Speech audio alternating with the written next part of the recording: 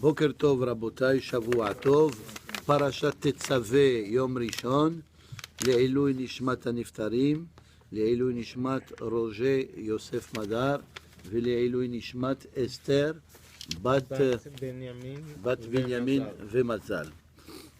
Alors la Gemara d'aujourd'hui, elle dit ceci. Amar Rabba Bar Hinana Saba Mishmeh de Rav.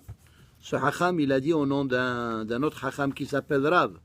Kol Mishelo Amar Emet Veyatziv Shahrit Ve'emet Ve'emuna Arbit Lo Yatsaye de Chovato. Ça veut dire, Hachamim, ils ont instauré dans la prière de Shahrit et de Arbit, comme nous avons fait ce matin, Emet Veyatziv Ve'nachon Ve'kayam Ve'ashar, et il faut faire ça aussi le soir.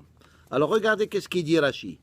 Là-bas c'est marqué Le'hagid baboker shene'emar le'hagid baboker hasdecha ve'emunatcha ballelot. Ça veut dire que pendant le jour, on dit le chesed, la bonté que Akadosh Baruch Hu nous a fait à travers notre histoire, ve'emunatecha, et renforçant notre foi, ballelot, le soir. Regardez Rashi.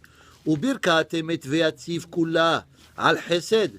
Quand on dit Emet Ve'atziv, ce matin, vous l'avez tous dit, après le Shema, le Hazan, il dit Hashem Elokechem Emet, et ensuite le Kahal, il dit Emet Ve'atziv.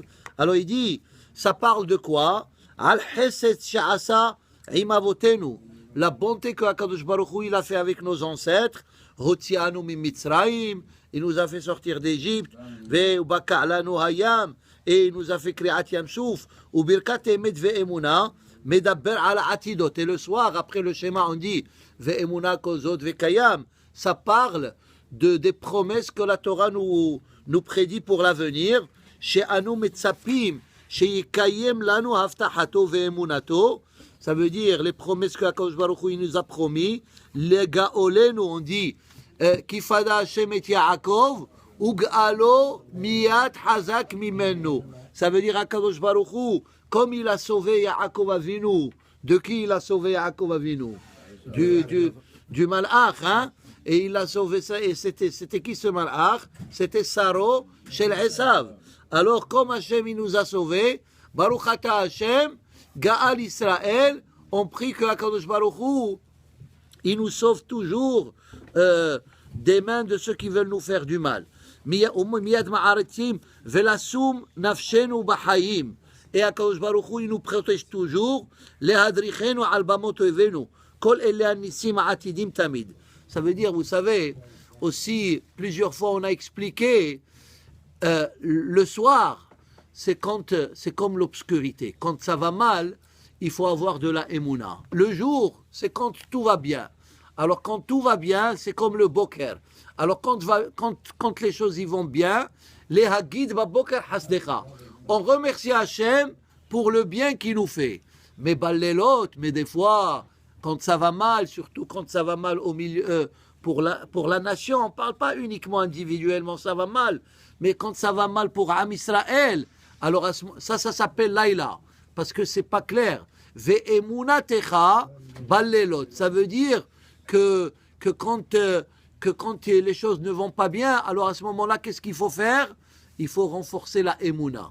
Parce que la émouna, elle te dit, même si tu ne comprends pas, il faut avoir la foi que c'est HaKadosh Baruch Hu il sait ce qu'il est en train de faire. C'est comme l'histoire de Kriat Yam Souf. Hein? Béné Israël, ils ont pris à HaKadosh Baruch Hu, et HaKadosh Baruch Hu, d'ailleurs on dit là-bas le Inyan de Kriat Yam Souf de Emet Ve'atziv. Alors c'est ça, il faut dire ça tous les jours. Maintenant la Gemara, elle dit autre chose. Ve'amar Rabba Bar Hinana Mishmeh de Rav המתפלל כשהוא קורע בברוך וכשהוא זוקף בהשם. Vous savez, 4 fois dans la Hamida, nous devons nous prosterner. Hein, au début, et quand on dit Baruch Ata Hashem Magen Abraham, et quand on fait Modim, et la dernière, Hatov Shimcha Ulchana Elehodot. Alors, 4 fois pendant la Hamida, ça veut dire 2 fois au début, c'est comme le serviteur qui va rendre visite au roi. Alors, dès qu'il est en face de lui, il se prosterne pour lui montrer le kabod. c'est ce que nous faisons 2 fois au début de la Hamida, et une fois quand on est presque rendu à la fin de la Hamida, on fait aussi la même chose, pour dire quoi? Pour dire merci, c'est comme quelqu'un qui doit quitter le roi, alors il montre le signe de révérence, de kavod, et il quitte, et c'est pour ça que quand on quitte, on ne donne pas notre dos quand on finit la Hamida. On dit oh c'est shalom en reculant 3 pas. Ça veut dire comme si on est devant un Kadosh Baruch Hu, et comme si tu es devant un roi, tu vas pas dire bye et tu vas tourner ton dos. Tu recules par l'arrière. Alors c'est ça le inyan de ces 4 fois que nous prosternons pendant la Hamida. Et Hachamim ils disent les 2 premières fois, c'est comme un serviteur. D'abord, on commence par faire des éloges à Hachem. Les 3 premiers berachot de la Hamida, on fait des éloges à Kadosh Baruch Hu, Elohenu, Velo Avotenu, Ha'el, Hagadol, Hagibor, Ve'anora, etc. Et après, au milieu, alors les 3 premières berachot, c'est comme on fait d'abord des éloges à Kadosh Baruch Hu. Et après, on a 12 berachot, où est-ce qu'on fait des demandes à Kadosh Baruch Hu. On demande Honnen Adda'a, donne-nous l'intelligence. Selah lanu, pardonne-nous, Refa'enu. Alors, Hachamim, ils ont dit qu'il y a 12 berachot au milieu, 6 c'est des berachot individuels, et les autres 6 c'est des demandes, pas pour l'individu, mais pour le peuple. Par exemple, on dit Teka beshofar gadol leherutenu, on parle de la Géoula qui va venir dans l'avenir. Teka beshofar Hashiva Shoftenu, on demande à Kadosh Baruch Hu qu'il y aurait le royaume d'Israël dans le monde. On dit Etzemach David Avdecha, on parle de l'arrivée du Mashiach, on parle de Bonei Yerushalayim. Alors tous ces 6 demandes, c'est des demandes pour la collectivité de Am Israël. Et ensuite on termine par 3 bénédictions. Et le Talmud il dit, c'est comme un Eved, c'est comme un serviteur qui a fait sa demande au roi et il a reçu la réponse favorable et il dit merci. C'est ça, c'est quoi Modim? Modim, c'est merci. On remercie Akadosh Baruch Hu. Alors, maintenant, la Gemara, elle dit comment il faut se prosterner quand on se prosterne ces 4 fois.